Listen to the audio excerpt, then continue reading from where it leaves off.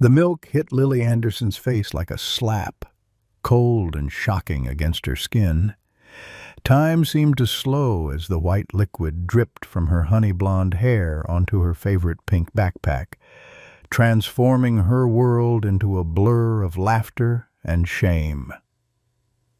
"Cry baby Lily needs a bottle."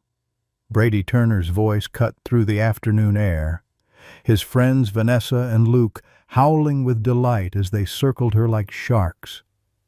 Lily's knees hit the sidewalk, tears mixing with milk as she desperately tried to gather her scattered books. That's when she heard it, a low, thunderous growl that seemed to rise from the earth itself. The massive German shepherd materialized from between parked cars, his amber eyes burning with controlled fury, teeth bared in a snarl that made even Brady Turner freeze mid-taunt. One heartbeat of silence, then chaos-screaming bullies scattering like leaves in a storm, leaving Lily face to face with her unexpected savior. Leave a like and share your thoughts in the comments along with the city you're watching from now. Let's continue with the story. Willow Creek had always been the kind of town where folks claimed nothing much ever happened. But for 10-year-old Lily Anderson, everything had happened all at once. First came her father's flag-draped coffin, returned from a foreign desert with solemn-faced soldiers and a folded triangle of stars that her mother kept on the mantel. Then came the move to the smaller house on Maple Street, the one with peeling paint and creaky floors that her mother Martha apologized for every time they walked through the door. "It's just temporary, honey," Martha would say, though they both knew temporary had stretched into 2 years now. 2 years of Martha working double shifts at Mercy Hospital, her nurses' scrubs always smelling of antiseptic and exhaustion. 2 years of Lily learning to make her own lunches, to walk herself to school, to be invisible enough that maybe Brady Turner and his friends wouldn't notice her. Brady was 13, the son of Kevin Turner, who owned half the businesses in Willow Creek and never let anyone forget it. Brady had inherited his father's square jaw and sense of entitlement, collecting followers like Vanessa Wilson and Luke Green, who trailed after him like eager shadows, always ready to laugh at his jokes or join in when he decided someone deserved to be tormented. And lately, that someone had been Lily. Next door to the Andersons lived Mrs. Eleanor Walters, 78 years old and widowed for longer than Lily had been alive. Mrs. Walters had taught 3rd grade at Willow Creek Elementary for 42 years before retiring, and she still carried butterscotch candies in her cardigan pockets and wore her silver hair in the same neat bun she'd worn since 1962. She watched the neighborhood from her front porch swing, noting everything but judging little. Principal Reynolds ran Willow Creek Elementary with a firm hand and an eye toward keeping the school board and influential parents like Kevin Turner happy. When Martha had tried to discuss the bullying last month, he'd called it normal childhood disagreements and suggested Lily needed to toughen up a bit. And then there was Atlas.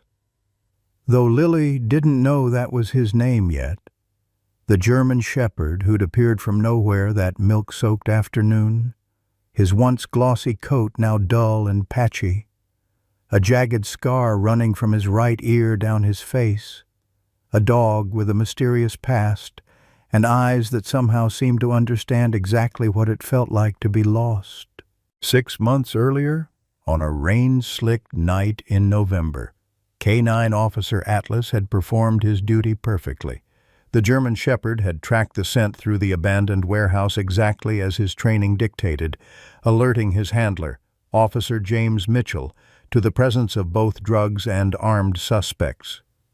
What happened next would replay in Atlas's mind like a recurring nightmare, the sudden gunfire. The way Officer Mitchell had pushed him aside, taking the bullet meant for his 4-legged partner.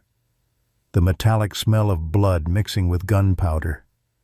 the long minutes Atlas had spent standing guard over his fallen handler, refusing to let even the paramedics approach until Officer Peters had finally managed to pull him away. "He's not responding to the new handlers," Atlas had heard them say 3 weeks later at the K-9 facility. "Too traumatized, gets aggressive whenever they try to pair him." "Shame," said another voice. 7 years of service, 3 commendations, but we can't have a police dog that won't work. "Department policy is clear," the first voice had continued. "If he can't be reassigned, we'll have to put him down. Schedule it for Friday." But Megan, the overnight kennel worker whose brother had served with Officer Mitchell in the police academy, couldn't bear the thought. On Thursday night, she'd left Atlas's kennel door ajar and the back gate unlocked. By morning, the decorated K-9 officer had vanished into the streets of Willow Creek, becoming a ghost that local animal control officers occasionally glimpsed but never caught. For 6 months, Atlas had survived on instinct and training. He'd learned which restaurant dumpsters were filled on which days, which yards had fences too high to jump, which humans might leave a bowl of water out but wouldn't try to capture him. His once powerful frame had grown leaner, his coat duller, but his mind remained sharp, his senses alert. He'd taken to sleeping in the old drainage tunnel beneath Miller's Park, emerging mainly at dawn and dusk when fewer humans were around to call animal control. That's where he'd been resting when he heard it, a sound that cut through his half-sleep like a knife. A child crying. Something about that sound triggered Atlas's deepest training.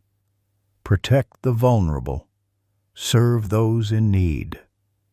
He'd risen from his makeshift den, following the sound until he spotted the scene on Elm Street, 3 larger children surrounding a small blonde girl, their postures aggressive, predatory. The milk had already been poured when Atlas emerged from between the parked cars, his police training taking over automatically. He didn't bark. Barking was for alerting, not apprehending. Instead, he used the low, rumbling growl that had stopped fleeing suspects in their tracks, his body language communicating one clear message back away from the girl. The children had scattered instantly, their cruel laughter replaced by genuine fear. All except the small blonde girl, who knelt surrounded by her milk-soaked belongings, staring at Atlas with wide, tear-filled eyes. "Thank you," she'd whispered, her voice trembling. Atlas had approached cautiously, years of training teaching him how to appear non-threatening to victims. He'd sat a respectful distance away, head slightly lowered, eyes gentle. When the girl had tentatively reached out a hand, he'd sniffed it delicately, then given it a single, gentle lick, the K-9 equivalent of reassurance. Lily Anderson couldn't believe what had happened. One moment she'd been surrounded by Brady and his friends, enduring what had become their weekly ritual of torment, and the next, she was being rescued by the most magnificent dog she'd ever seen. Despite the dirt and the scar on his face, there was something regal about him, something that reminded her of the military dogs she'd seen at her father's funeral. "Are you hungry?" she'd asked, pulling her squashed sandwich from her backpack. "It's peanut butter and banana. Mom says it was my dad's favorite." Atlas had accepted the offering with gentle courtesy, his amber eyes never leaving her face.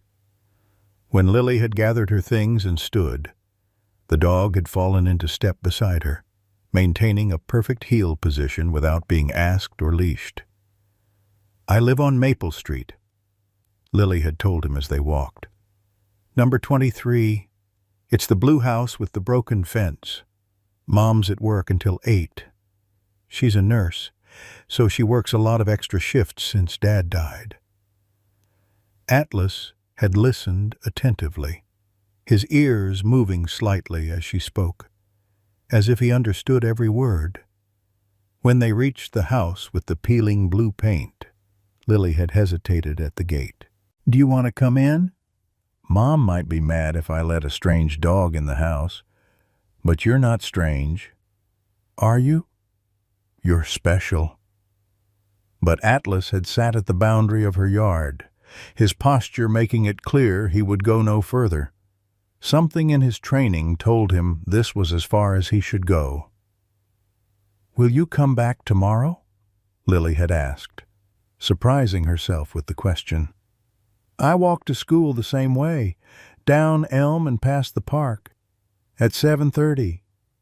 Atlas had simply watched her, his intelligent eyes unreadable, as she'd reluctantly gone inside. From her bedroom window, Lily had watched him remain at attention for several minutes before finally trotting away, disappearing around the corner. That night, while her mother worked the late shift, Lily had snuck outside and left a bowl of water and the remains of her dinner meatloaf that she hadn't finished on the back porch. "Just in case," she'd whispered to herself. In the morning, the bowl was empty, licked clean in the precise way only a dog could manage. Lily had smiled all the way to school, even when she spotted Brady Turner watching her from his father's expensive SUV in the drop-off lane. For the first time in months, she felt something like hope, a feeling that only grew stronger when, as she left school that afternoon, she spotted a familiar German shepherd sitting patiently across the street, waiting just for her. "You came back," Lily had whispered, her heart swelling. And so began the unlikely friendship between a grieving, bullied little girl and a traumatized former police dog, both wounded souls who had somehow found exactly what they needed in each other. Over the next 2 weeks, the residents of Willow Creek began to notice something unusual. The small Anderson girl, who had previously scurried through town with hunched shoulders and downcast eyes, now walked with a straighter spine, her hand occasionally resting on the head of a large German shepherd that stayed faithfully by her side. The dog never wore a collar or leash, yet maintained perfect position beside the child, his alert eyes constantly scanning their surroundings. "That's not just any mutt," Mrs. Eleanor Walters remarked to Martha Anderson one evening, when the nurse had stopped by to thank her for keeping an eye on Lily after school. "That dog's had training, military or police, I'd wager." Martha sighed, her fingers wrapped around a mug of tea that had grown cold while she shared her concerns. "I don't know what to do, Eleanor. Lily's so attached to him already. She calls him her guardian angel, but he's clearly a stray. He disappears every night after walking her home." "Has she been having an easier time at school with those Turner boy troubles?" Mrs. Walters asked, her shrewd eyes missing nothing. Martha's expression softened slightly. "She has. Actually, first time in months, she's come home without something torn or missing or... Well, you know how it's been." Mrs. Walters nodded, remembering the tearful afternoons when Lily had sought refuge on her porch, not wanting her mother to see her disheveled state after another encounter with Brady Turner and his friends. "Seems to me that dog might be the best thing happened to our Lily in quite some time." That very evening, as dusk settled over Willow Creek, Mrs. Walters stood at her kitchen window watching the old garage at the back of her property. She'd left the side door ajar, with a bowl of her late husband's beef stew and some fresh water just inside. Sure enough, as the first stars appeared, A shadowy figure slipped inside the German shepherd, moving with the stealth of a ghost. Mrs. Walters smiled to herself. She hadn't mentioned to Martha that she'd already taken matters into her own hands. The dog needed somewhere safe to sleep, and if her garage could provide that, well, it was the least she could do for Lily and her four-legged protector. The next morning, when Lily stepped onto her front porch, backpack slung over one shoulder, she found the German shepherd already waiting at her gate, sitting at perfect attention. "Good morning," she greeted him cheerfully. "I saved you some bacon from breakfast."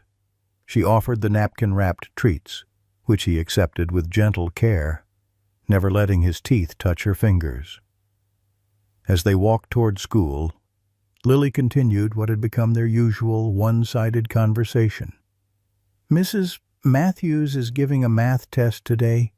I studied all my multiplication tables last night. Dad always said I was good with numbers, like him." She paused, glancing down at her silent companion. "I think he would have liked you. He was brave, too." The dog listened attentively, his ears swiveling to follow her voice, even as his eyes maintained their vigilant scan of their surroundings. When they reached the school boundary, he sat, just as he had every day, watching until Lily was safely inside before trotting away, though Lily didn't know he merely circled the block, finding a shaded spot behind the playground where he could keep the school building in sight. What neither of them realized was that they were being observed. Across the street, Kevin Turner sat in his black SUV, watching the interaction with narrowed eyes, his cell phone pressed to his ear.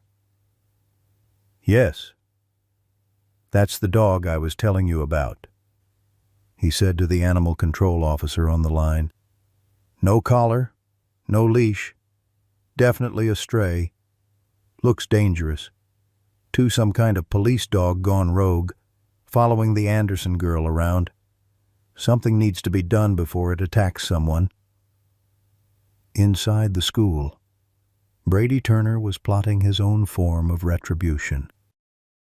The humiliation of running from the dog still stung, especially since Vanessa hadn't stopped teasing him about it. "You screamed like a little girl," she'd laughed, mimicking his high-pitched yelp.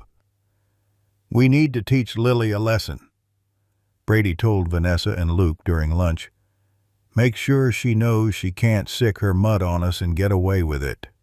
"But what about the dog?" Luke asked nervously.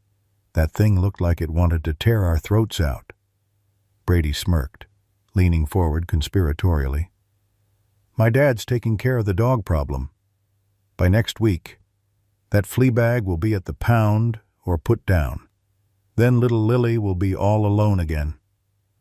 Later that afternoon, Martha Anderson received a call that made her heart sink. Lily's teacher, Miss Pearson, had some concerns. "Mrs. Anderson, I found this note being passed in class," Miss Pearson explained. "I think you should see it. It contains some threats against Lily related to an incident with a dog." By the time Martha arrived at the school, Lily was sitting quietly in the principal's office, her small frame practically disappearing into the oversized chair. Principal Reynolds looked up with a tight smile that didn't reach his eyes. "Mrs. Anderson, thank you for coming in. I understand there was some unpleasantness between Lily and some other students." Martha's eyes narrowed at his dismissive tone. Unpleasantness. The note my daughter received threatened to make her sorry she was ever born. That sounds like more than unpleasantness to me. Principal Reynolds steepled his fingers. Children say thoughtless things. Mrs. Anderson, I've spoken with the students involved, and they assure me it was just a joke that got out of hand. And what about the incident last week, when my daughter came home covered in milk? Was that a joke, too? Martha's voice had taken on a dangerous edge. The principal shifted uncomfortably. Mrs. Anderson, I understand your concern, but without witnesses or evidence, my daughter is the witness, Martha interrupted, her patience evaporating. Well, yes, but we need corroboration, and you won't take the word of the victim. Is that how your anti-bullying policy works? Principal Reynolds sighed, glancing at his watch. Mrs. Anderson, I have a meeting with the school board in 20 minutes. Mr. Turner is the chairman. As you know, I assure you, we take all allegations seriously, but without clear evidence. Martha stood abruptly, taking Lily's hand. We'll be going now, but this conversation isn't over. As they walked out of the school, Martha was seething with helpless frustration. She'd been fighting this battle for months, getting nowhere against the wall of protection that seemed to surround Brady Turner and his friends. The principal's thinly veiled reference to Kevin Turner's position on the school board had been clear enough the matter would be brushed aside. Just like all the previous incidents. Mom, Lily tugged at her hand. He's waiting. Martha looked up to see the German shepherd sitting patiently at the edge of the school property, his posture alert but calm. As they approached, she noticed for the first time what Mrs. Walters had seen: the disciplined way he held himself, the intelligent assessment in his eyes, the small tattoo in his ear that marked him as something more than just a stray. Something shifted in Martha that afternoon, watching how her daughter's entire demeanor changed in the dog's presence. The fear melted away, replaced by a quiet confidence Martha hadn't seen since before her husband's death. His name is Atlas, Lily announced suddenly, as they walked home with the dog beside them. Like in my book of Greek myths. Atlas was a titan who held up the whole world on his shoulders. Dad gave me that book, remember? Martha nodded, emotion tightening her throat as she watched her daughter reach down to stroke the dog's Atlas's head.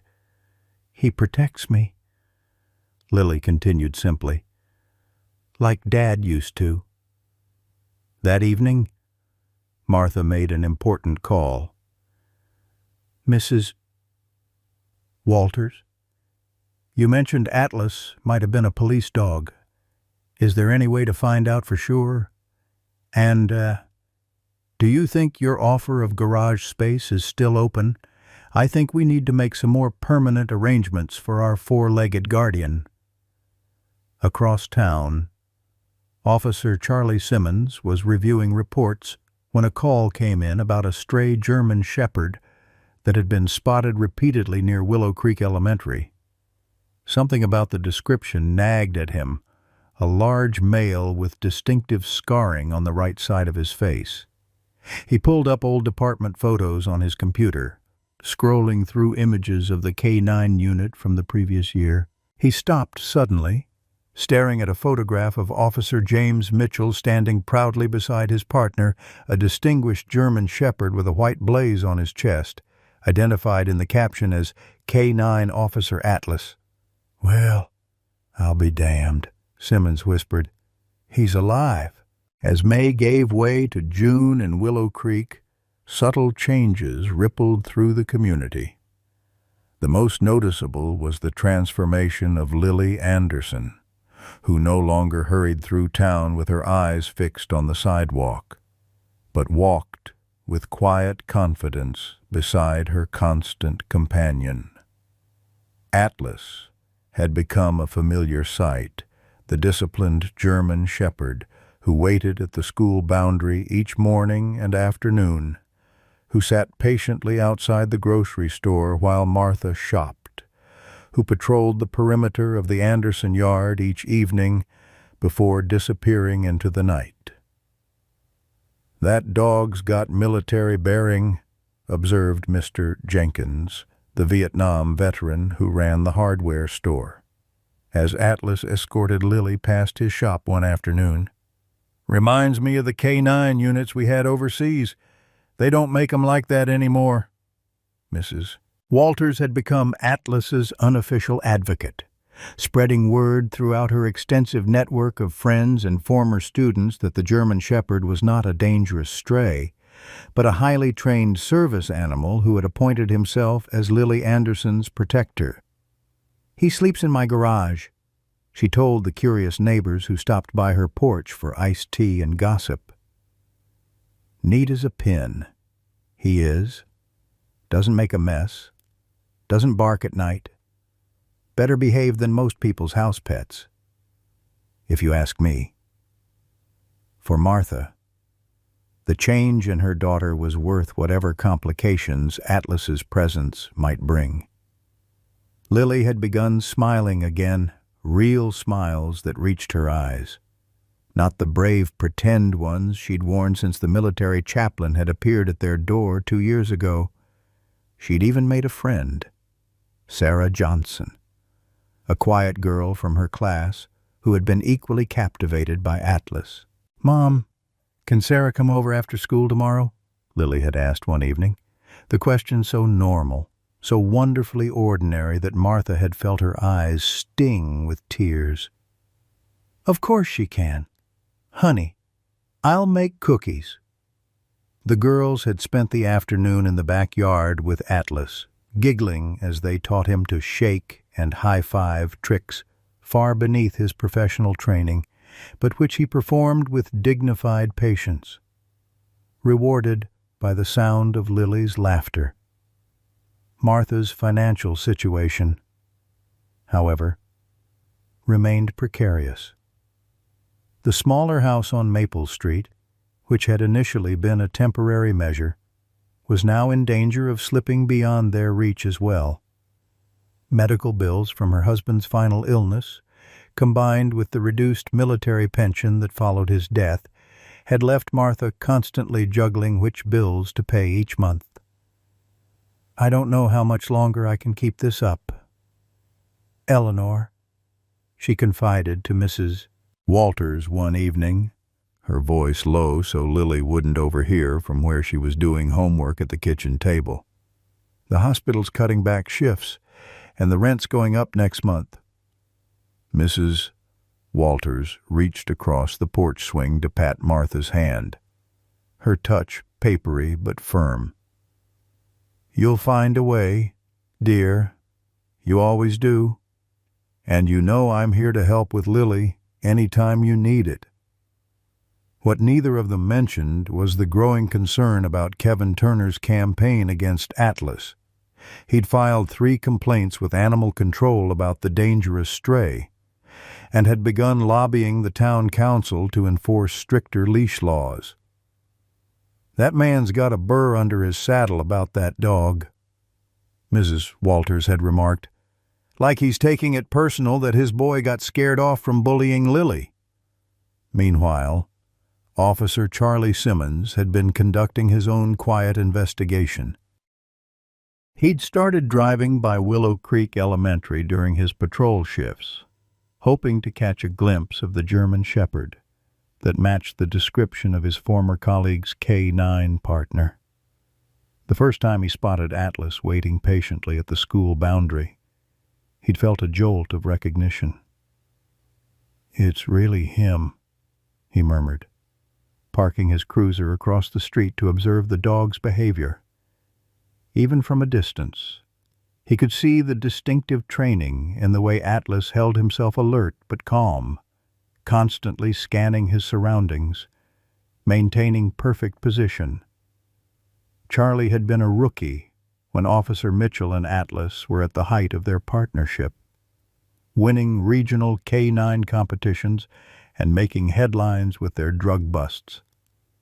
He remembered how inseparable they'd been, how Mitchell had insisted that Atlas sleep in his home rather than the canine kennel, arguing that the bond between handler and dog was strengthened by that family connection. He also remembered the night Mitchell died, how Atlas had refused to leave his partner's side, how the department had struggled with what to do with a highly trained but traumatized police dog who wouldn't accept a new handler. "We thought you were gone, boy," Charlie said softly, watching as Atlas escorted a small blonde girl away from the school. "Looks like you found yourself a new mission." Back at the station, Charlie pulled the old files, confirming what he already suspected. Atlas had disappeared from the canine facility the night before he was scheduled to be euthanized, setting off a brief but intensive search that had eventually been abandoned when no trace of him could be found. Technically, Atlas was still department property, a highly trained asset worth thousands of dollars. But there was something about the way he had appointed himself guardian to the Anderson girl that gave Charlie pause. Perhaps this was exactly where Atlas needed to be. As June progressed, the dynamic between Brady Turner and Lily shifted in unexpected ways. With Atlas's constant presence, direct bullying had become impossible. Brady had been forced to resort to glares and muttered threats from a safe distance, which lacked the satisfying impact of his previous torments. More surprisingly, Brady found himself oddly fascinated by the German Shepherd. Having grown up with expensive purebreds that his father bought and then largely ignored, he recognized quality when he saw it. There was something about the way Atlas carried himself, the intelligence in his eyes, that made Brady wonder about the dog's background. This curiosity led to an unexpected encounter one afternoon in the town library, where Brady had been sent to research a history project. As he wandered the stacks, avoiding actual work, he came across Lily Anderson sitting cross-legged in the biography section, a large book open in her lap. "Famous Police Dogs," he read the title aloud, startling her. Lily's head snapped up, her body instantly tensing. But they were in the library, with the stern Mrs. Peterson at the front desk. And even Brady wasn't foolish enough to start trouble here. "What do you want?" Lily asked warily. Brady shrugged, oddly uncomfortable under her direct gaze. "Nothing. Just saw what you were reading." He hesitated, then added, "That dog of yours, it's a police dog, isn't it?" Something like pride flickered across Lily's face. "His name is Atlas. And yes, I think he was. Mrs. Walters says he has police training. How'd you get him?" "I didn't get him. He found me." Lily closed the book, clutching it to her chest. "When I needed help, he was there." There was something in her simple statement that made Brady feel suddenly ashamed, though he couldn't articulate why.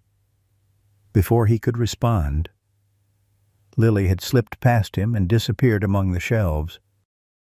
That evening, for the first time, Brady asked his father about the campaign against the stray dog. "Why do you care so much about getting rid of that German Shepherd?" "Dad, it's just a dog." Kevin Turner looked up from his laptop, his expression hardening. "That just a dog is a menace. Brady, it's aggressive, uncontrolled, probably diseased. What if it attacks someone?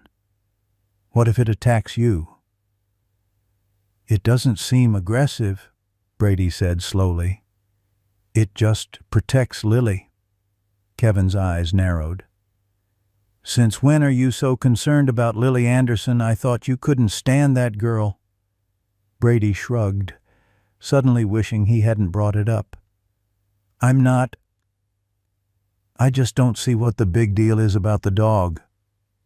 "The big deal," Kevin said, his voice taking on the condescending tone he used when Brady disappointed him, "is that we have rules and standards in this town. That dog is a stray. It has no vaccinations, no license, no leash, and no business being around children. No." Brady nodded automatically, knowing better than to argue when his father used that tone. But something about the conversation left him unsettled, especially when he remembered how his father had reacted when Mrs. Anderson had tried to report his bullying to the school board. "Kids need to work these things out themselves," Kevin had said dismissively, before ensuring the matter was dropped. "It builds character." Across town, Atlas was experiencing his own internal conflicts. Most nights, after escorting Lily safely home, he would make his way to Mrs. Walters' garage, where a comfortable bed of blankets awaited him. But occasionally, particularly when thunderstorms threatened, the German Shepherd would become restless, pacing and whining softly. Mrs. Walters had observed these episodes with concern, recognizing the signs of what her late husband, a Korean War veteran, had called battle fatigue. "That dog's seen some trauma," she told Martha, "same as my Harold had. The thunder sets it off, reminds him of gunfire, I expect."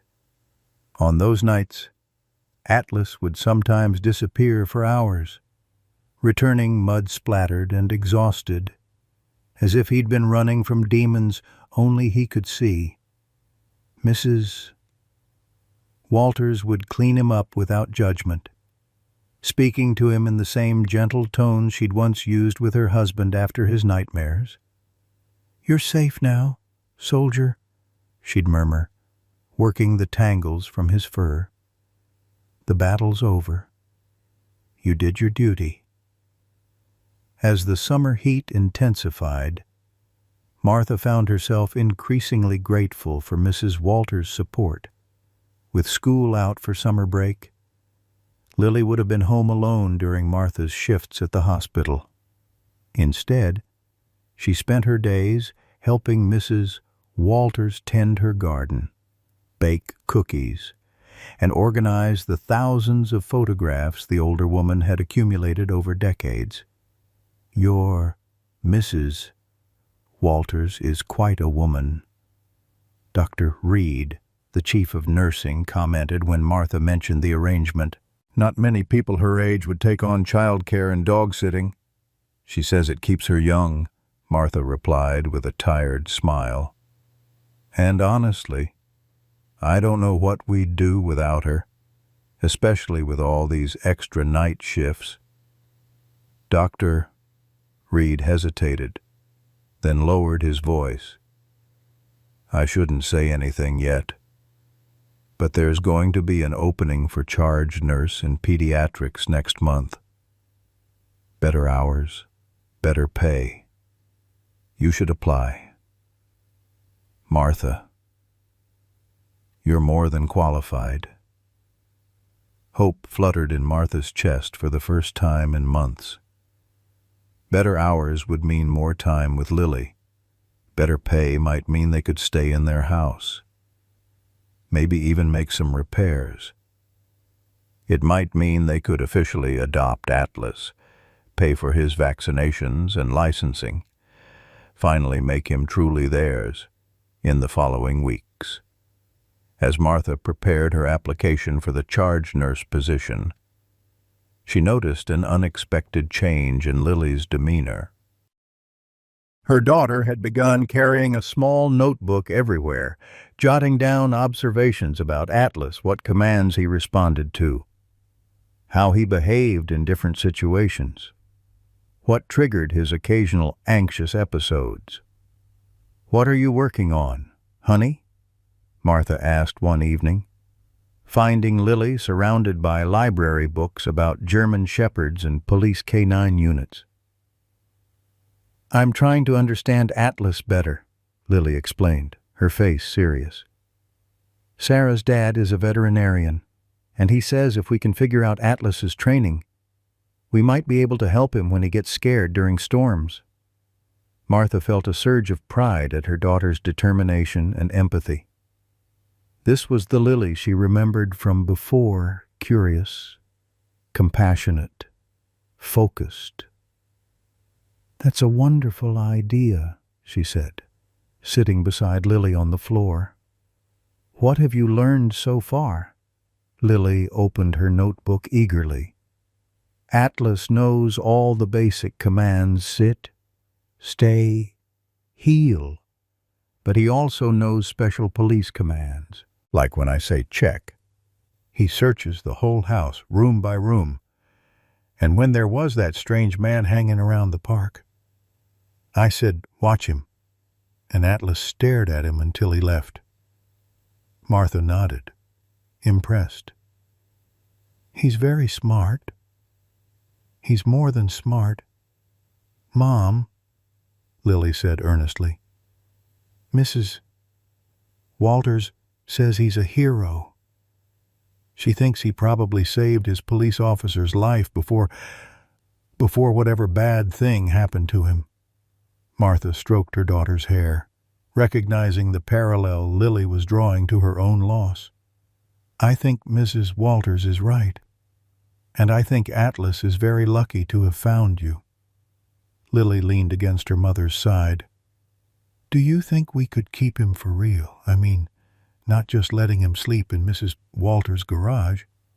"I'm working on it, honey," Martha promised, thinking of the charge nurse position. "I'm working on it." As July approached, the quiet battle over Atlas's presence in Willow Creek intensified. Kevin Turner had managed to get the town council to schedule a special session on the stray dog situation, framing it as a public safety issue. Meanwhile, Mrs. Walters had mobilized her own forces, former students, church friends, and neighbors who had witnessed Atlas's gentle guardianship of Lily. "That man thinks he runs this town because he's got money." Mrs. Walters fumed, addressing a small gathering on her front porch. "Well, I've lived here 63 years, and I say that dog's done nothing but good since he arrived." The meeting had drawn an unexpected attendee, Officer Charlie Simmons, who stood quietly at the back, listening to the passionate defense of the German Shepherd he was increasingly certain had once been a decorated police K-9. "Mrs. Walters," he said finally, stepping forward, "I wonder if I might have a word with you in private about Atlas." The older woman eyed him suspiciously, protective instincts flaring. "If you're here about those complaint forms Kevin Turner keeps filing, officer—" "I'm not," Charlie assured her quickly. "In fact, I think I might have some information that could help Atlas. And the Andersons." After the other neighbors had departed, Charlie sat on Mrs. Walters' porch swing, explaining his suspicions about Atlas's true identity and his connection to the late Officer Mitchell. "If it's really him, and I'm almost certain it is, then he's not just any police dog. He was one of the best K-9 officers this county ever had. 3 commendations for bravery, over 50 successful drug busts, 2 rescued children." Charlie leaned forward, elbows on his knees. Everyone thought he was gone. The department searched for weeks after he disappeared from the facility. Mrs. Walters' eyes gleamed with triumph. "I knew that dog was special, the way he carries himself like he's still on duty." "He is still on duty," Charlie said softly. "He's appointed himself Lily's guardian." "So, what does this mean for him? For the Andersons?" Charlie sighed, running a hand through his hair. "Technically, Atlas is still department property. But if I can confirm his identity, make the case that he's found a vital new purpose, There might be a way to formalize his placement with the Andersons. Maybe even get the department to cover his medical care as a retired K-9 officer. Mrs. Walters sat back, her shrewd eyes assessing the young officer. And you'd do this go against Kevin Turner and his influence?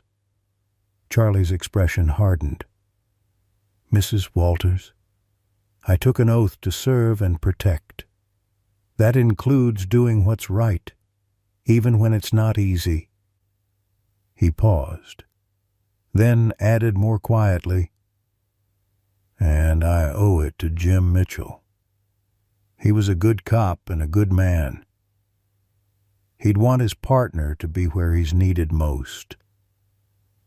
That night, as a summer storm rolled through Willow Creek, Atlas lay on the floor beside Lily's bed, fighting his own demons, fighting his own. Each crash of thunder sent tremors through his powerful frame, each flash of lightning triggering memories of that rain-soaked night when gunfire had changed his world forever. Lily, awakened by his distress, slid out of bed and lay beside him on the floor, one small arm draped over his trembling body. "It's okay, Atlas," she whispered, echoing the words her mother had spoken to her after nightmares about her father. "You're safe now. I've got you."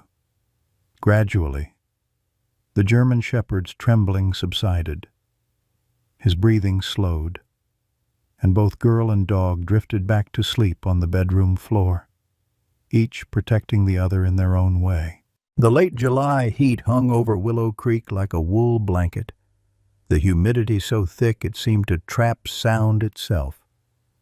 Weather forecasters had been warning about the approaching storm system for days, not the usual summer thunderstorms that rolled through and dissipated, but a slow-moving depression that promised to dump unprecedented rainfall on the already saturated ground. "They're saying it might be the worst flooding since '86, Martha told Lily as they stocked up on essentials at Wilson's grocery. "I want you to stay at Mrs. Walters' house while I'm at the hospital tomorrow. The creek behind our house always rises first when there's heavy rain." Lily nodded, her hand absently stroking Atlas's head as the German shepherd sat at perfect attention beside her. The store manager had initially objected to the dog's presence, but after Mrs. Walters had launched into a spirited defense of the most well-behaved animal in 3 counties, he'd reluctantly made an exception. "The hospital's calling in all available staff," Martha continued, adding bottled water to their cart. "We're expecting injuries from the storm." "Will you have to stay overnight?" Lily asked, trying to keep the worry from her voice. Martha's eyes softened as she looked at her daughter. "I might, sweetheart, but you'll be safe with Mrs. Walters. And Atlas will be there, too." As they waited in the checkout line, Kevin Turner entered the store, his imposing presence causing an immediate hush in conversations. His eyes narrowed when he spotted Atlas. But before he could approach, the elderly cashier called out to Martha, "You be careful tomorrow, honey." Mrs. Jennings advised as she rang up their purchases, "My arthritis is acting something fierce, and that's always a sure sign of trouble coming." "We will, Mrs. Jennings. Thank you." As they exited the store, Lily glanced back to see Kevin Turner watching them, his cell phone pressed to his ear, his expression thunderous. "Mom," she said quietly, "I think Mr. Turner is calling someone about Atlas again." Martha sighed, loading groceries into their aging sedan. "Let him. Officer Simmons thinks he has a way to protect Atlas legally. We just need to hold on a little longer." The rain began that night, a gentle patter against the windows that gradually intensified into a steady downpour by morning.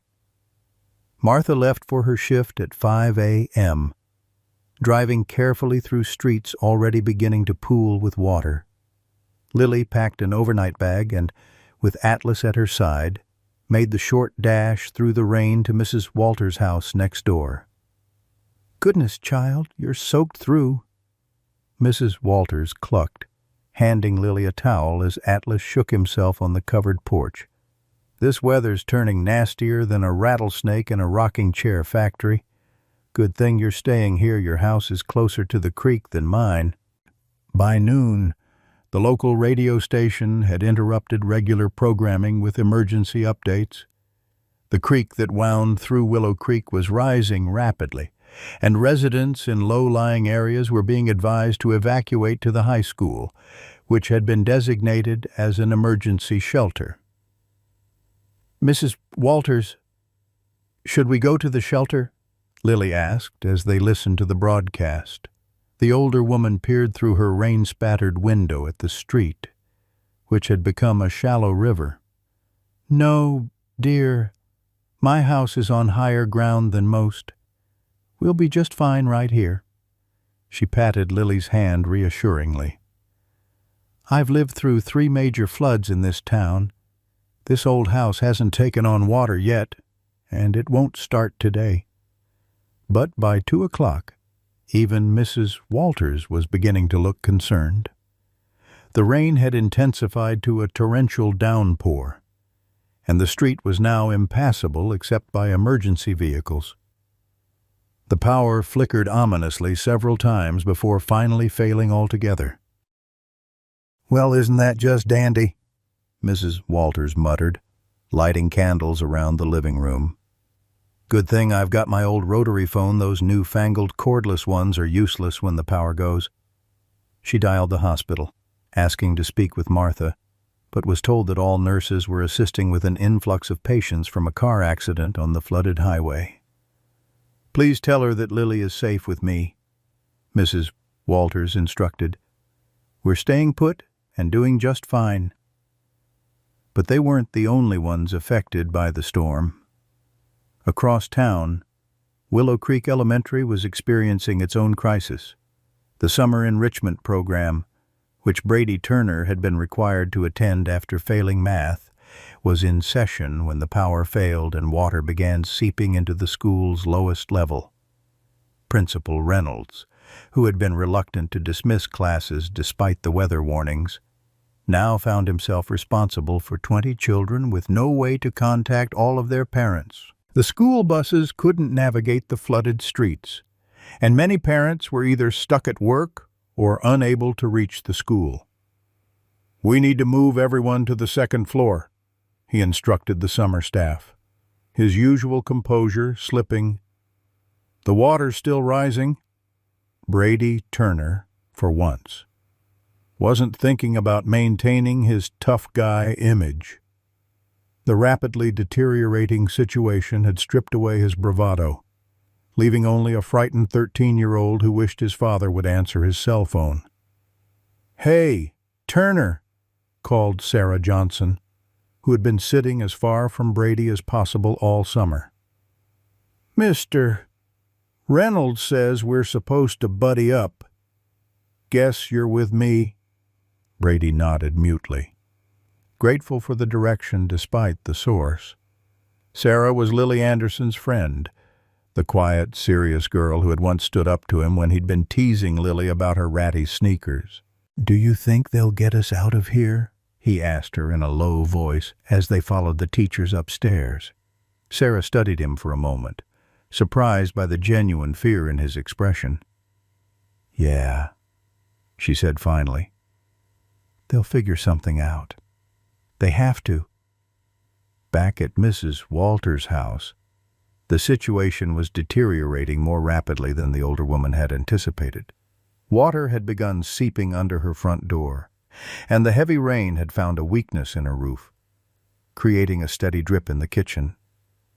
"Well, sugar," she said, trying to keep her voice light for Lily's sake. "I think I might have been a little overconfident about staying put." Lily stood at the window.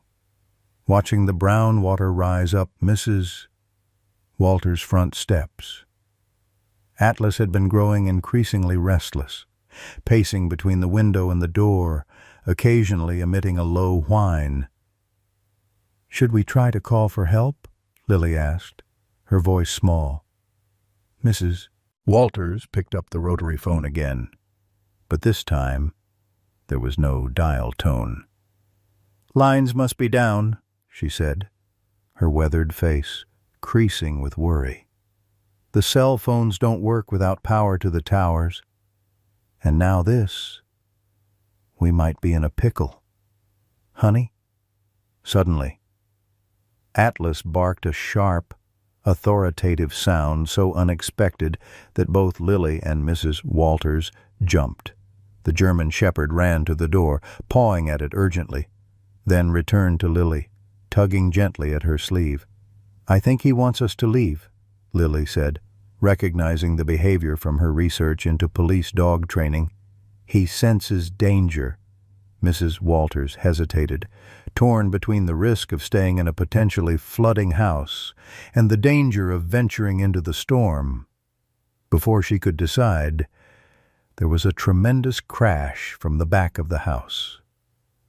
"The big oak!" Mrs. Walters gasped. "It must have fallen." Atlas barked again, more insistently this time, positioning himself between them and the sound.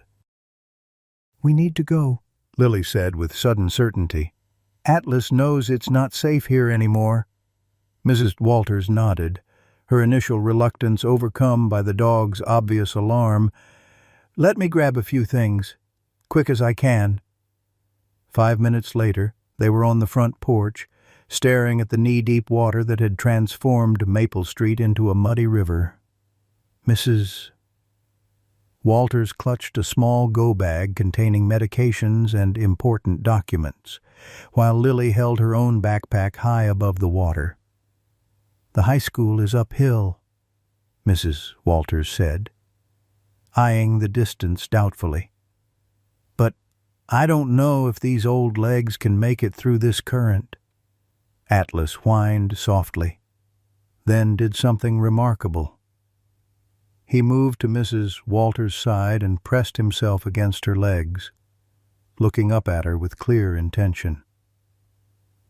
"I think he wants you to hold on to him," Lily said, remembering a picture she'd seen of police dogs helping officers stabilize themselves in rough terrain. "He'll help you walk." Mrs.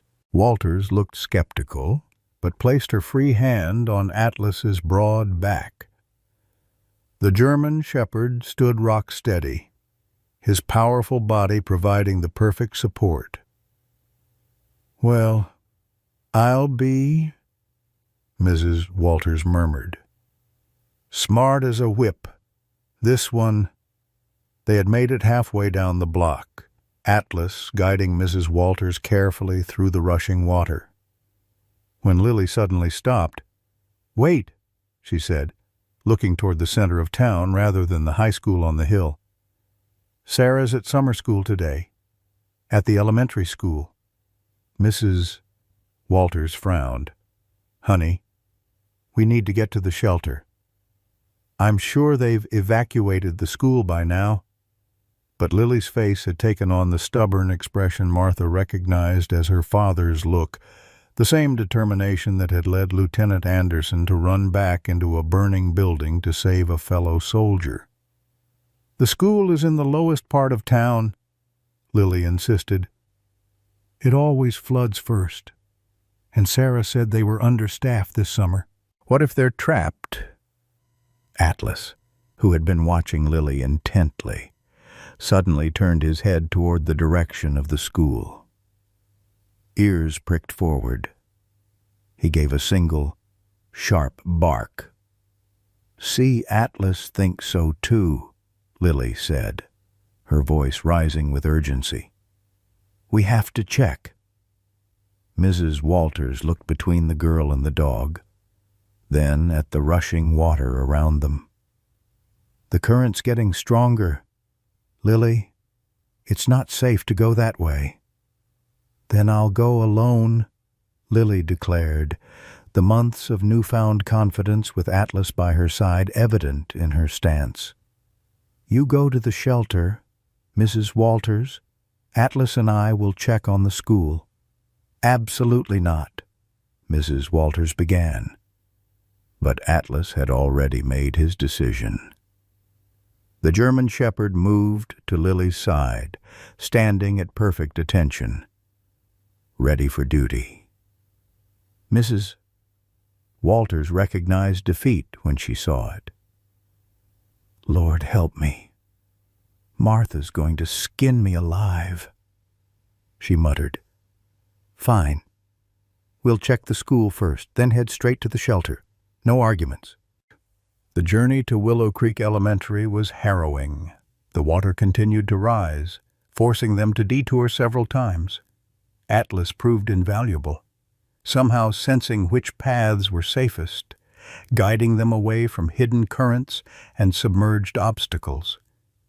When they finally reached the school, the sight that greeted them confirmed Lily's worst fears. Water had reached the first-floor windows, and a group of children and teachers were visible through the second-floor windows, waving desperately at any sign of movement outside. "They're trapped," Lily gasped. Mrs. Walters squinted through the rain. "The fire department must be overwhelmed with calls. They need to know there are children stranded here." Before they could discuss what to do next, Atlas barked sharply, drawing their attention to a police cruiser carefully navigating the flooded street a block away. "Help!" Lily shouted, waving her arms frantically. "Over here!" The cruiser's spotlight swung in their direction, illuminating the unlikely trio: an elderly woman, a small girl, and a German shepherd, standing in knee-deep water beside the partially submerged school. As the vehicle carefully approached, Lily recognized Officer Charlie Simmons behind the wheel. Relief washed over her, as powerful as the current swirling around her legs. "What in God's name are you doing out here?" Officer Simmons demanded as he waded toward them, secured by a safety line attached to his cruiser. "The school," Mrs. Walters called back, pointing toward the building. "Children trapped on the second floor." Charlie looked up, spotting the faces pressed against the windows. "Damn," he muttered, then keyed his radio. "Dispatch, this is Officer Simmons. We have a priority situation at Willow Creek Elementary. Multiple children and staff trapped by floodwaters. Request immediate evac assistance." The radio crackled with a response that was lost in a sudden gust of wind and rain. Charlie's expression tightened. "They're stretched thin," he explained. "Water rescue team is already handling a situation at the East Bridge. It could be an hour before they reach us." Atlas, who had been standing silently beside Lily, suddenly stiffened, his attention fixed on the school building. A new sound had become audible beneath the storm's roar, cracking, groaning, the ominous sound of a structure under stress. "The foundation's compromised," Charlie said, alarm edging his voice. "We need to get those kids out now. The building could go any minute." "What can we do?" Lily asked, fear for Sarah overwhelming her own safety concerns. Charlie assessed the situation quickly. "I've got emergency flotation devices in my cruiser, but not enough for everyone in there. We need more help." That's when Atlas made his move. Without warning, the German shepherd plunged into the deeper water surrounding the school, swimming powerfully toward a side entrance where the water hadn't quite reached the door handle. "Atlas!" Lily cried, starting forward, but Charlie held her back. "Wait," he said, watching the dog intently. "I think he has a plan." They watched as Atlas reached the door, rising up on his hind legs to push down on the handle with his front paws, a maneuver that spoke of specific training. The door swung open, and Atlas disappeared inside. "Did you see that?" Mrs. Walters gasped. "He deliberately opened that door." Charlie nodded grimly. "He's searching for another way out." "It's what he was trained to do. Find the path to safety." He turned to Lily. "Your dog isn't just any K-9 officer. He was search and rescue certified. One of the best." Inside the school, Brady Turner and the other children huddled in the second-floor library, listening to the alarming sounds of the building straining against the floodwaters. The teachers tried to maintain calm, but their tense expressions betrayed their fear. "What was that?" Sarah suddenly asked, head tilted toward the hallway. A moment later, they all heard it, the distinct sound of paws on the wet tile floor, followed by a sharp, authoritative bark. "It's a dog," one of the teachers said in confusion. Brady was the first to the door, pulling it open to reveal a soaking wet but unmistakable German shepherd standing in the hallway. "It's Atlas," he said in disbelief. "Lily's dog." Atlas barked again, turning and taking a few steps down the hallway before looking back expectantly. "I think he wants us to follow him," Sarah said, pushing past Brady. The German shepherd led them through the darkened hallways to the east stairwell, the one furthest from where the water had first entered the building. The first floor was flooded, but Atlas guided them to a maintenance access door that led to a slightly elevated loading dock, where the water was only chest deep on the children rather than over their heads. Outside, Charlie had used the time to bring his cruiser as close as possible to the school and inflate the emergency rafts. When Atlas emerged from the loading dock, followed by the first frightened children, Charlie's face broke into a relieved grin. "That's it," he called encouragingly. "Atlas found you the safest way out. Come this way, one at a time." Mrs. Walters and Lily helped guide the children into the rafts, which Charlie secured to his cruiser with ropes. Atlas swam back and forth alongside them, his powerful body a reassuring presence in the churning water. Brady Turner was one of the last to leave the building, helping a younger child who was too terrified to move. As he reached the raft, where Lily was helping children aboard, their eyes met. "Your dog," Brady said, his voice stripped of its usual mockery. "He saved us." Lily nodded, too focused on the rescue to process the significance of Brady's tone. "Atlas would help anyone in trouble. That's what he was trained to do." The last child had just been loaded when a deafening crack split the air. Part of the school's facade collapsed into the floodwaters, sending a wave toward the rescue operation. "Get back!" Charlie shouted.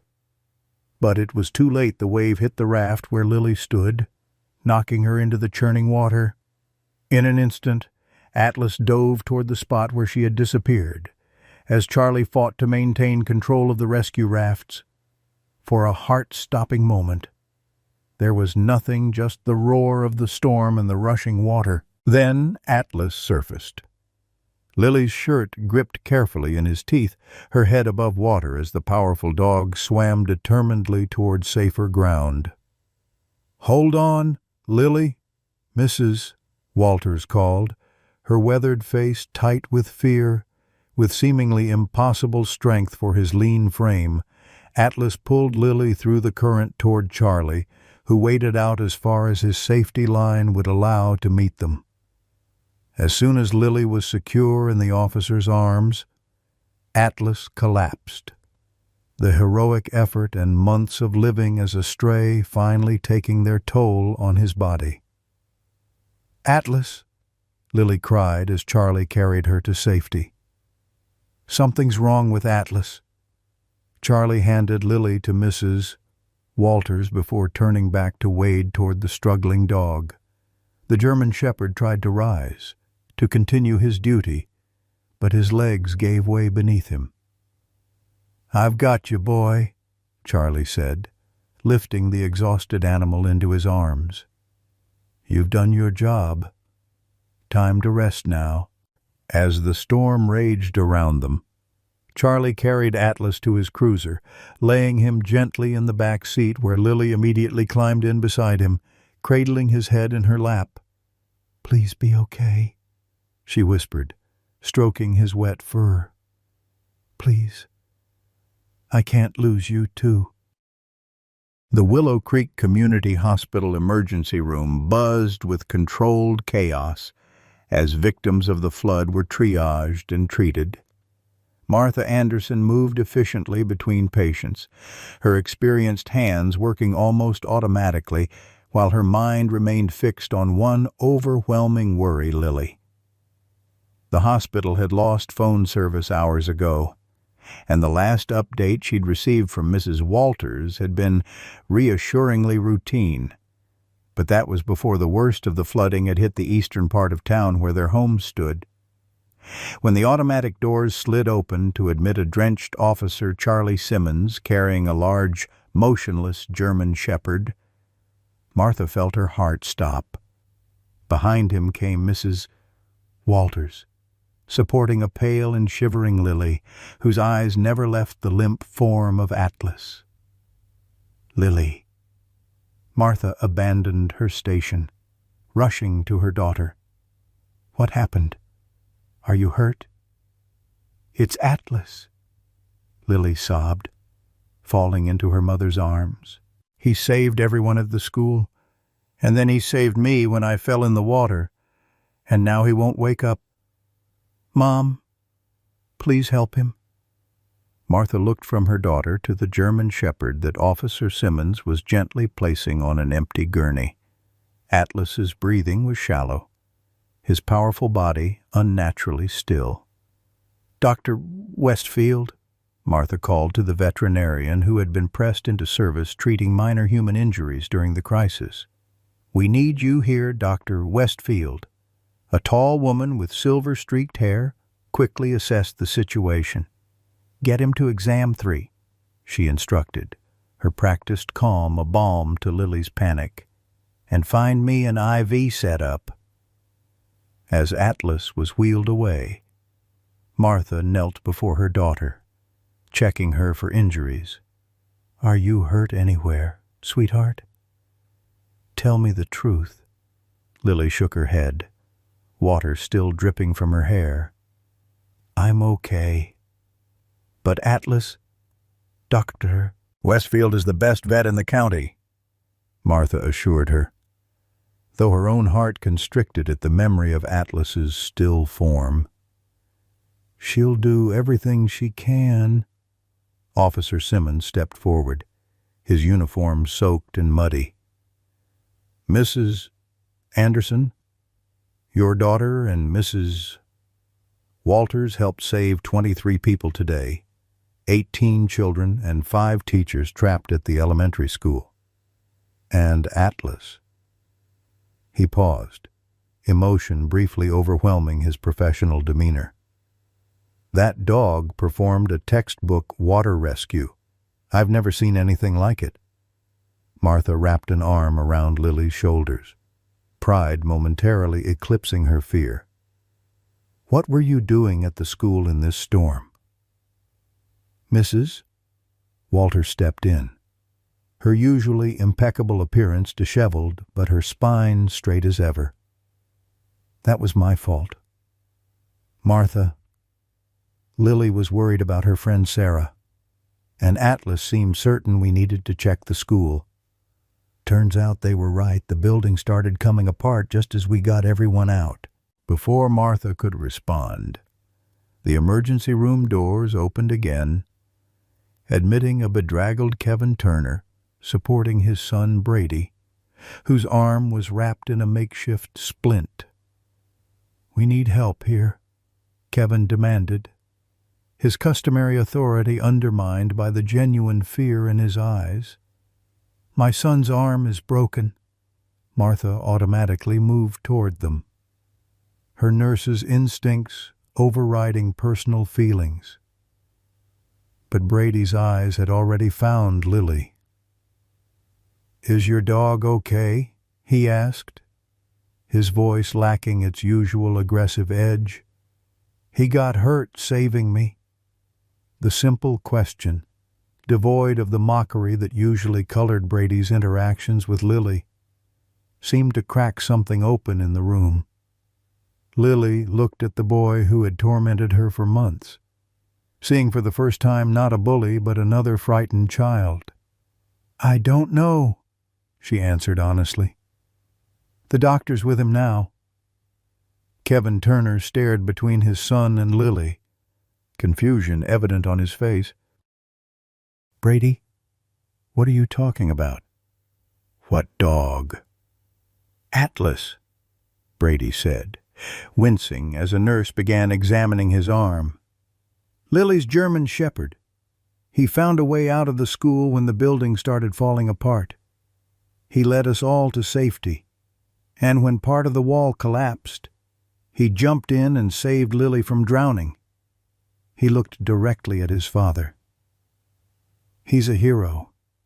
Dad, not a dangerous stray." Kevin's expression shifted, a complex mixture of emotions crossing his face as he processed his son's words. Before he could respond, Dr. Westfield emerged from the exam room, her face grave. "Lily," she said gently, kneeling to the child's level, "Atlas is very sick. He's suffering from exhaustion, malnutrition, and his old injuries have been aggravated by today's exertion. He's also ingested a lot of contaminated flood water. But you can make him better, right?" Lily asked, her voice small and frightened. Dr. Westfield sighed. "I'm doing everything I can, but he needs more specialized care than I can provide here. He needs to be transferred to the veterinary hospital in Riverside, and he needs it soon." "Then let's do that," Martha said immediately. "It's not that simple." Dr. Westfield explained, "The roads to Riverside are flooded, the only way there is by helicopter, and with the human medical evacuations taking priority." She didn't need to finish the sentence. "How much would a private helicopter cost?" Kevin Turner asked suddenly, stepping forward. All eyes turned to him in surprise. "Kevin," Martha said cautiously, "my company has a contract with Midstate Aviation." Kevin continued, already pulling out his phone. "They do medical transports." "Mr. Turner," Officer Simmons said slowly, "a private medical helicopter transport for a dog would cost thousands of dollars." Kevin's jaw tightened. "I'm aware of the cost, officer." He looked at Brady, then at Lily, then finally at Atlas's still form visible through the exam room window. "That dog saved my son's life today, along with 22 others. I think that's worth whatever it costs." While Kevin stepped away to make calls, Martha drew Lily and Mrs. Walters to a quieter corner of the ER. "What exactly happened today?" she asked, her voice low and intense. Between them, Mrs. Walters and Lily recounted the harrowing events, the rising water at Mrs. Walters' house, Atlas's urgent warnings, their discovery of the trapped children, and finally Atlas's heroic rescue efforts. "He knew exactly what to do." "Mom," Lily said, her eyes bright with tears and pride, "he found a safe way out of the school when nobody else could. And when I fell in the water, he didn't even hesitate, he just jumped in after me." Martha hugged her daughter tightly, her own eyes filling with tears. That's because he loves you, sweetheart. The same way I do. Officer Simmons approached them, his expression solemn. Mrs. Anderson, there's something else you should know about Atlas. He gestured to a quieter hallway, indicating this was a conversation for adults. Once they were alone, Charlie explained what he had discovered about Atlas's history, his distinguished service with Officer Mitchell, the tragic shooting, and Atlas's subsequent disappearance from the K-9 facility. The department had written him off as lost or dead, Charlie concluded. No one expected to find him acting as a guardian to a little girl halfway across the county. What does this mean for his future? Martha asked, dreading the answer. Will the police department want him back? Charlie hesitated.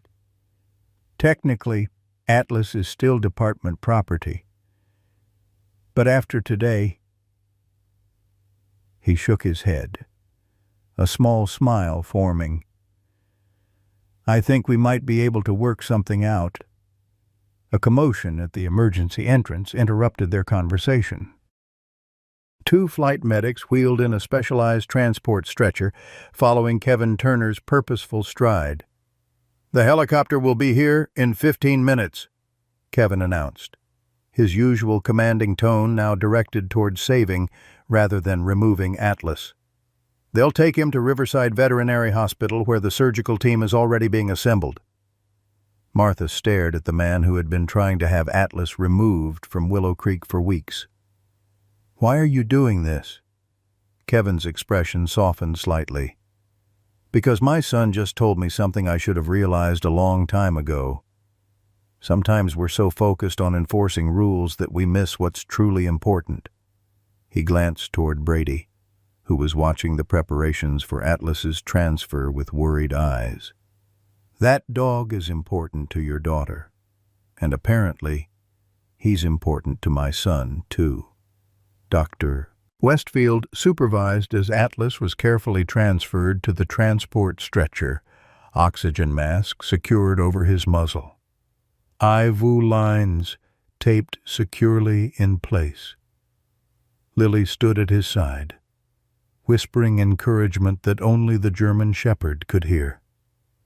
You have to get better, she murmured, stroking the fur between his ears. Remember how you found me when I needed you? Well, I found you too, and I'm not letting you go.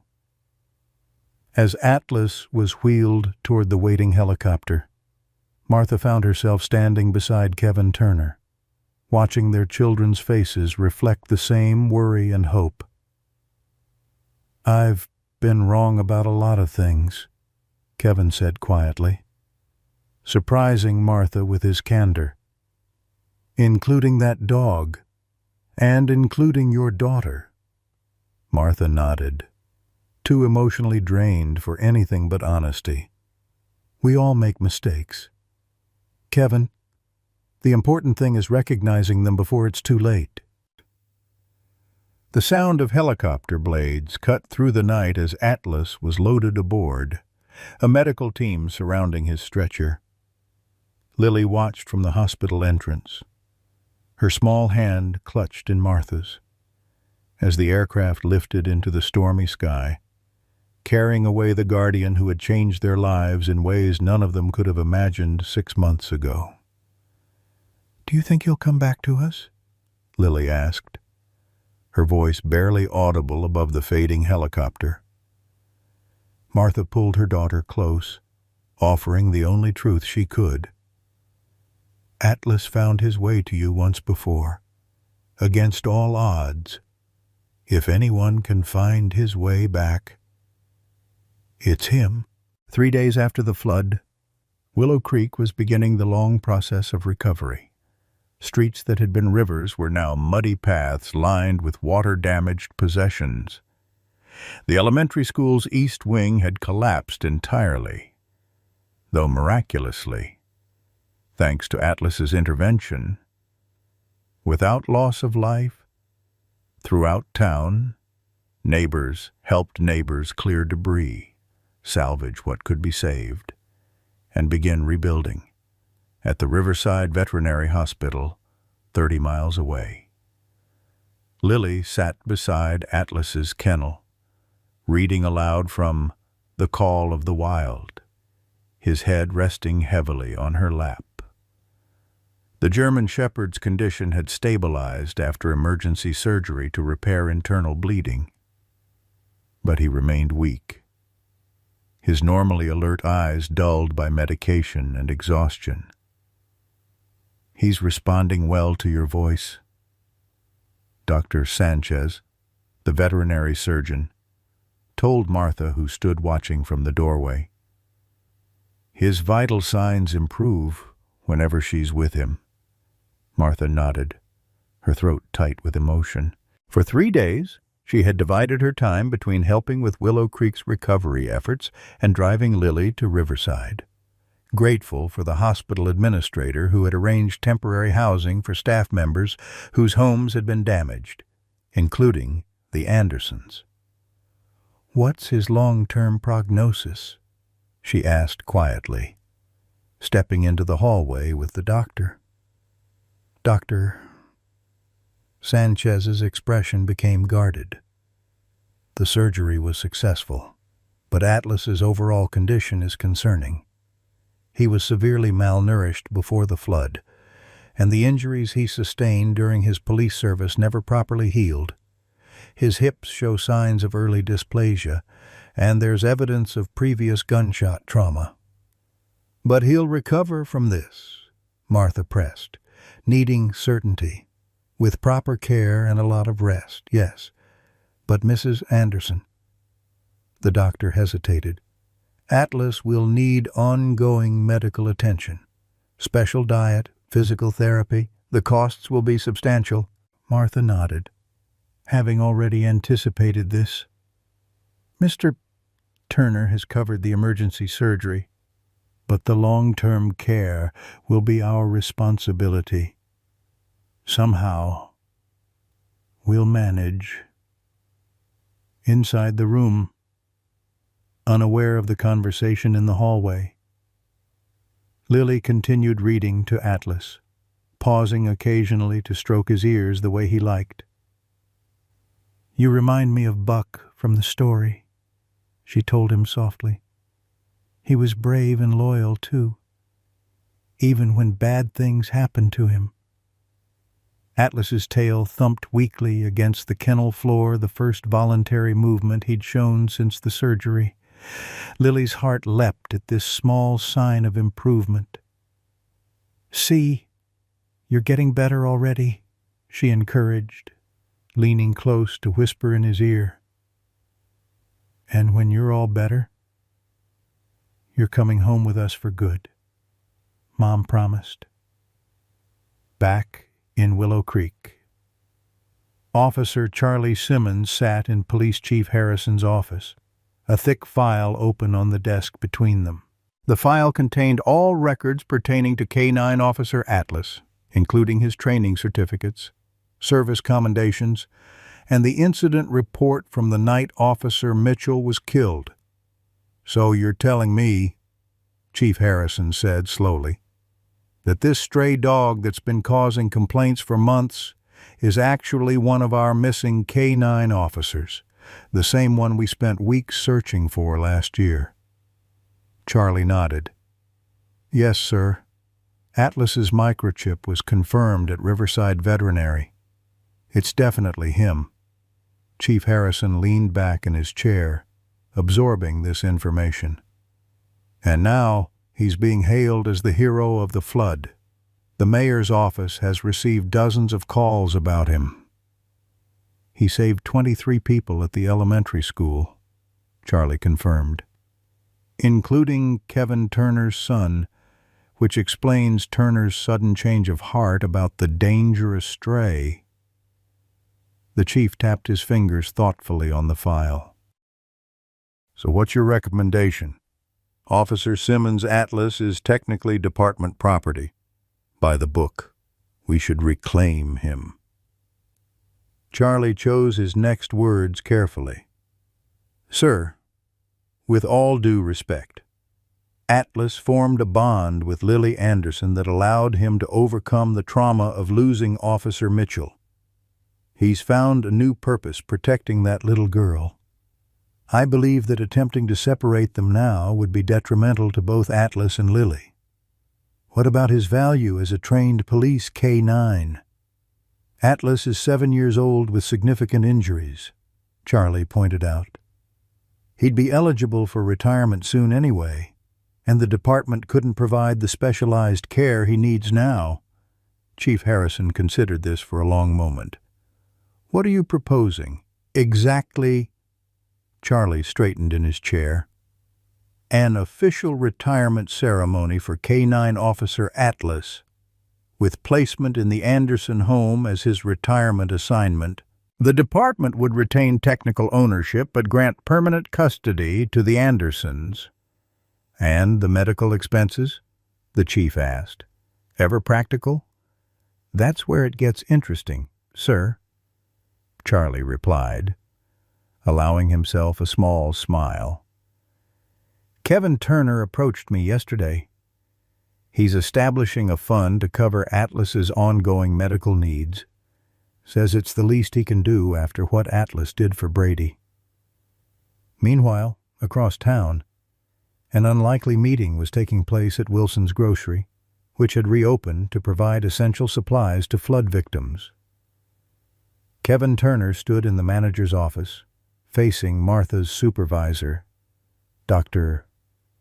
Reed. "I appreciate you meeting me here, Doctor," Kevin began, his customary confidence tempered by recent events. "I understand you'll be making a decision about the charge nurse position soon." Dr. Reed's expression remained carefully neutral. "That's correct, Mr. Turner. Though I'm not sure it's appropriate to discuss hospital staffing with members of the community, even those as influential as yourself." Kevin had the grace to look slightly abashed. "I'm not here to influence your decision, at least. Not in the way you might think. I'm here to provide information that might be relevant to your consideration of Martha Anderson's application." "I'm listening," Dr. Reed said cautiously. "Martha Anderson is one of the most dedicated and competent healthcare professionals I've ever encountered," Kevin stated flatly. "During this crisis, she worked 36 hours straight, treating my son and dozens of others with equal care and attention, despite the fact that I've been—" He paused, searching for the right words. "Let's say I haven't been supportive of her family situation recently." Dr. Reed raised an eyebrow. "That's quite an endorsement from someone who, as I understand it, has been actively campaigning to remove her daughter's dog from town." Kevin winced. "Yes, well, perspectives can change when you watch your son being rescued from a collapsing building." He straightened his shoulders. "The point is, Martha Anderson deserves that position based on merit alone. But she also has significant financial challenges that make the salary increase particularly important. Her house sustained damage in the flood, and now there are medical expenses for the dog." "Mr. Turner," Dr. Reed said carefully, "while I appreciate your input, I have to make this decision based on qualifications and hospital needs." "Of course," Kevin agreed quickly. "I wouldn't suggest otherwise. I just wanted to make sure you had all the relevant information." He hesitated, then added, "And to let you know that the Turner Foundation will be matching any salary increase the hospital provides in the form of a grant to cover Atlas's medical expenses." Dr. Reed couldn't hide his surprise. "That's unusually generous of you." Kevin's expression softened slightly. My son has been bullying Lily Anderson for months. I knew about it and did nothing worse than nothing. I used my influence to protect Brady from consequences. He met Dr. Reed's eyes directly. I'm trying to make amends. It's what my late wife would have expected of me. 5 days after the flood, a town hall meeting was called to discuss recovery efforts. The high school gymnasium was packed with residents eager for information about insurance claims, FEMA assistance, and the timeline for rebuilding public infrastructure. Mayor Wilson had just begun discussing the damage assessment when the gym doors opened and Officer Charlie Simmons entered, accompanied by Chief Harrison. The unexpected arrival of law enforcement caused a momentary pause in proceedings. "Excuse me, Mayor," Chief Harrison said, approaching the microphone. "Before you continue, there's a department matter we'd like to address with the community present." The mayor yielded the floor, curiosity evident on his face. Chief Harrison surveyed the gathered residents of Willow Creek, his usual stern expression softened by the shared experience of the disaster that had both damaged their town and revealed its character. "As many of you know," he began, "the hero of last week's elementary school rescue was a German shepherd named Atlas. What most of you don't know is that Atlas is actually K9 Officer Atlas, badge number K97, who served with distinction alongside Officer James Mitchell until Officer Mitchell's death last year." A murmur of surprise rippled through the crowd. "Atlas disappeared from our K9 facility shortly after Officer Mitchell's passing," the chief continued. "We now understand he made his way to Willow Creek, where he appointed himself guardian to a young resident, Lily Anderson." All eyes turned to Lily, who sat with Martha in the third row, her cheeks flushing at the sudden attention. "The police department has made a decision regarding Atlas's future," Chief Harrison announced, "and we wanted to share it with the community that has been so affected by his actions." 3 weeks after the flood that had nearly destroyed Willow Creek, a small ceremony took place on the town green. American flags fluttered in the late summer breeze, and folding chairs arranged in neat rows were filled with townspeople who had come to witness something none of them had expected: the official retirement of a police K9 officer who had become their unlikely hero. Atlas sat at perfect attention beside Lily Anderson, his posture erect despite the slight stiffness that lingered from his injuries. His coat, once dull and patchy, now gleamed in the sunlight, the result of proper nutrition and loving care. Around his neck was a new collar, bearing a polished badge, his original K9 identification, restored and mounted as a symbol of honor. Chief Harrison stood behind a podium, addressing the gathered crowd with uncharacteristic emotion. "In my 30 years of law enforcement, I've seen many acts of bravery, but few compare to the dedication and service demonstrated by K9 Officer Atlas. Today, we honor not just his years with our department, but his continued service to this community when we needed him most." Martha sat beside Lily, dressed in her new charge nurse uniform, her hand occasionally reaching over to squeeze her daughter's shoulder. The past weeks had brought changes she could never have anticipated: the promotion at work, the community fund established for Atlas's care, and most surprisingly, the transformation in how others treated Lily. No longer the invisible girl who hurried through town with hunched shoulders, Lily now walked with quiet confidence, accepting the friendly greetings of neighbors who had witnessed Atlas's devotion to her. On Lily's other side sat Mrs. Walters, her silver hair arranged in its customary neat bun, her hands folded over her purse. She had refused to let the flood drive her from her home of 63 years, supervising repairs with the same no-nonsense efficiency she had once applied to her third-grade classroom. Her garage had been converted into a proper shelter for Atlas, though he spent most nights sleeping beside Lily's bed. In recognition of his extraordinary service, Chief Harrison continued, the department is honored to present K-9 Officer Atlas with the Medal of Valor, our highest commendation for bravery in the line of duty. Officer Charlie Simmons stepped forward, kneeling before Atlas with a small velvet box. From it, he removed a medal on a blue ribbon, which he solemnly affixed to Atlas's collar beside his badge. The German shepherd remained perfectly still during the procedure, his amber eyes focused and dignified, as if understanding the significance of the moment. Additionally, the chief announced, we are officially processing Atlas's retirement and placement with the Anderson family, who have demonstrated their commitment to providing him with the care and love he deserves after his years of service.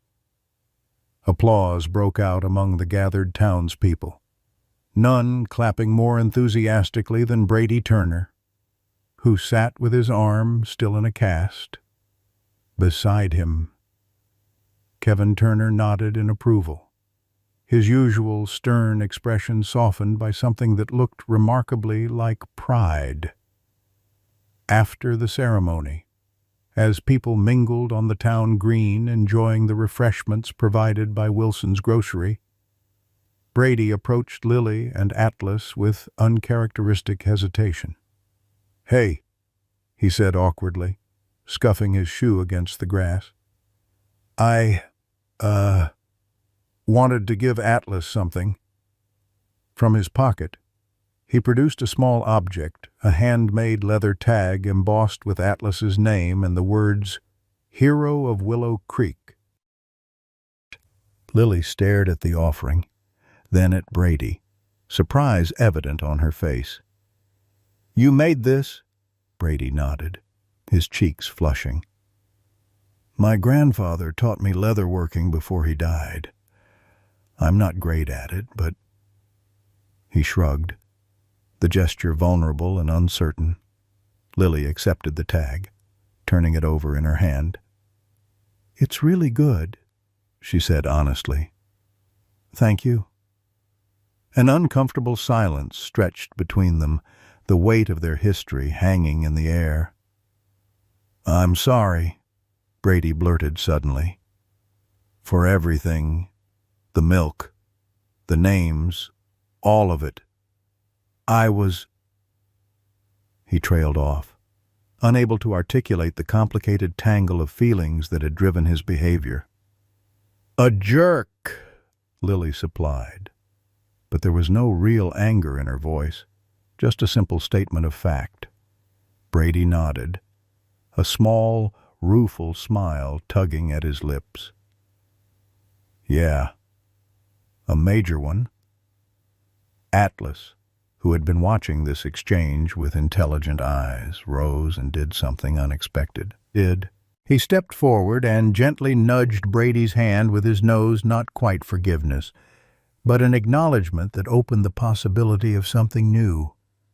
As the afternoon sun cast long shadows across the town green, Mrs. Walters found herself seated beside Martha, watching Lily show Sarah and Brady how Atlas could still perform some of his police commands despite his injuries. "Would you look at that?" Mrs. Walters mused, nodding toward the children. 6 months ago, who'd have thought we'd see those three getting along? Martha followed her gaze, her heart full. It's amazing what can change when someone shows you a different way of seeing things. Mrs. Walters patted Martha's hand, her weathered fingers gentle against the younger woman's skin. "That's what Atlas did. You know, He showed this town what really matters, not rules or appearances or who has the most influence, but courage and loyalty and doing what's right even when it's hard. As if hearing his name, Atlas looked up from the children, his amber eyes meeting Martha's across the green. In that moment, Martha felt the full weight of the journey they had all taken from the day a milk-soaked Lily had been rescued by a stray German shepherd to this golden afternoon of community and healing. Atlas trotted over to where Martha sat, settling at her feet with a contented sigh. She reached down to stroke his head, feeling the ridge of his scar beneath her fingers, a permanent reminder of all he had survived. "Welcome home, Atlas," she whispered. "For good this time." The German shepherd leaned against her legs, his mission complete, his heart finally at peace. Folks, what makes a house a home isn't the four walls or the roof, it's the beating hearts inside. When that German shepherd limped into Lily's life, milk-soaked and terrified, it wasn't just a stray finding a child. It was a reminder of what we've always known, but sometimes forget that second chances come in the most unexpected packages. Atlas carried his wounds visible in that jagged scar, invisible in his nighttime tremors, just like we carry ours. The loss of a spouse, estrangement from family, dreams we had to set aside. But Atlas showed us that our scars don't define our worth. When that floodwater rose and that school began to crumble, it wasn't his pedigree or his papers that mattered. It was his courage, his loyalty, his willingness to serve, despite his pain. Isn't that the legacy we all hope to leave? Not that we were perfect, but that we were faithful, that when the moment came, we didn't turn away. That little girl with her hand buried in Atlas's fur reminds us of something precious. It's never too late to find your purpose, never too late to become someone's hero, never too late to come home.